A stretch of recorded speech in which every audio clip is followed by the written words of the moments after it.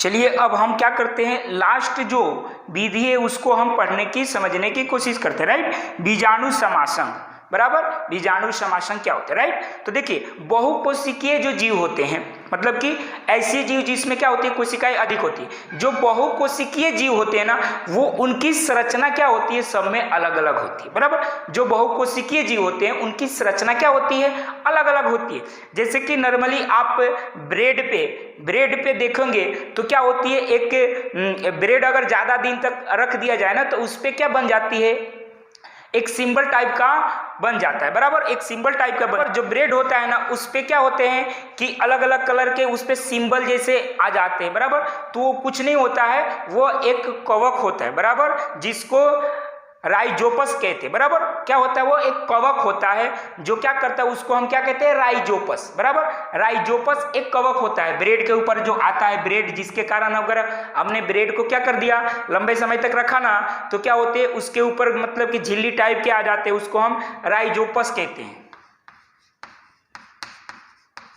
क्या कहते हैं उसको, राइजोपस, जो क्या है, एक कवक है, बराबर। अब कवक क्या होता है कि जब वो होता है ना तो उसके ऊपर इस प्रकार से निकलने लगते हैं, इस प्रकार से उससे निकलने लगते हैं, बराबर, इस प्रकार से।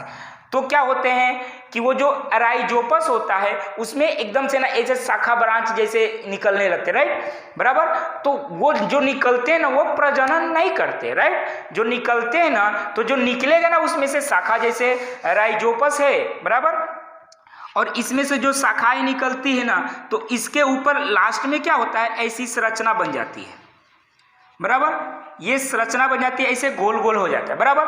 अब ये जो गोल गोल होता है ना, ये क्या होता है, अंत में जाकर के क्या होता है, अंत में जाकर के ये क्या होता है, विभाजित होता है। और इस कारण से क्या होती है, उनकी प्रजनन जो होती है, प्रजनन की प्रक्रिया होती है, बराबर। ये क्या होता है, विभाजित हो जाता है, बराबर। और उसके अंदर क्या होता है, एक लेयर होता है, एक मोटा सा कोशिकाएं होती है जो क्या करती है, उनको प्रोटेक्ट करने की काम करती है, उनकी सुरक्षा प्रदान करती है, बराबर। अब हमको कई बार ये आता है, कई बार हमसे पूछा जाता है कि अलैंगिक जनन किसे कहते हैं, अलैंगिक,